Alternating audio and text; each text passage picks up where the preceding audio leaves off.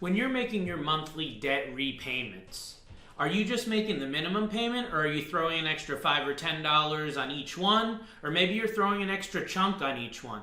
But let me tell you, that's really not the best strategy. We need to look at your debt from a financial planning standpoint to see what the best method would be when you're paying it on a monthly basis. I'm going to give you a debt payoff prioritization strategy in today's training.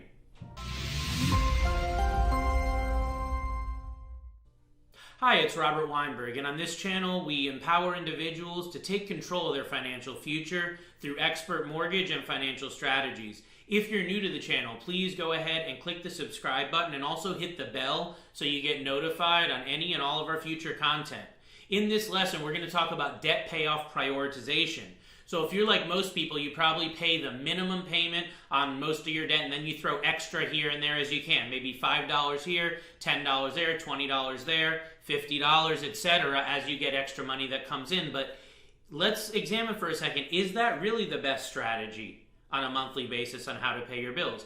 Now, we've talked in some other videos about specific techniques like the debt snowball, debt avalanche, refinancing to consolidate, and things of that nature. But this video and this training is more just on a monthly basis. If you're not sticking to any of those other strategies we've talked about, how should you prioritize your debt pay down? So when we're talking about debt, we're talking about any and everything that includes interest and payments, from mortgages, student loans, auto loans, credit cards, medical bills, etc. Any and everything that has interest and a payment attached. So what you really want to do is you want to list out your debt from highest interest down to lowest interest. Forget about what the balances are. Just look at the interest rate. And what you want to do is when you have that extra money in your budget, whether it's a few dollars here or there or a big chunk, you want to go based off the highest interest. And that's where you want to put all the money that you have extra while making minimum payments on all the rest of your debt. And it's simply a financial planning principle of getting the highest return on investment. When you pay debt down, you're getting a guaranteed rate of return, as we've talked about before. So it would only make sense that you'd be paying down a credit card at 15% interest quicker than you'd be paying down a mortgage at 4% interest. And that's what actually spurred me to make this video. Was I have a client in the process of refinancing that has a 15-year mortgage at 4%, and they were sending all this extra money to their mortgage to pay their mortgage off quickly, but at the same time they were sitting with $40,000 plus in credit card debt, and the credit card debt they had was at some of these interest rates like 20, 25+%. It really made no sense to me why they were doing this, and I had to have the same conversation with them. Why would you pay down a mortgage with a 4% rate of return when you could get a 15 or 20% plus rate of return by taking that same extra money and putting it towards the higher interest debt? So again, you want to list your debts from highest to lowest interest and use that as your barometer of where to send the extra money while making minimums on all the rest. Now, a lot of people like to compartmentalize their debt, and that's really a bad thing.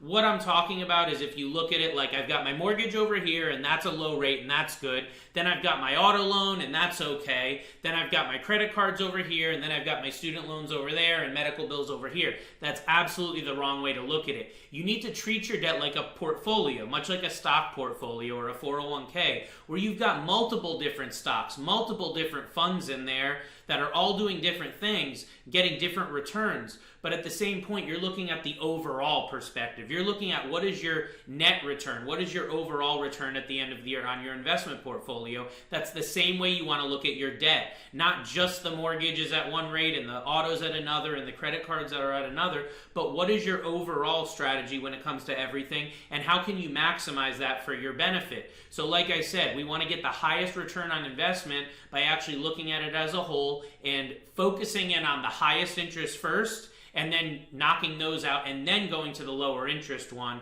until the point when you have no other debt besides the lowest interest, which is typically going to be your mortgage. Then we can talk about prepaying your mortgage, sending extra money to pay that off quicker, but it makes no sense to send $1 extra to your mortgage or other low interest debt when you're paying high interest on credit cards, medical bills, student loans, or other sorts of debts. So I really hope that this has been of value to you today and gave you a good tidbit on how to use the debt payoff prioritization to your favor. You can follow me on social media. You can call or text my office directly if I can be of assistance to you or anyone you know. And you can also reach out to me directly via private message. Hope it helps, and we'll talk to you soon.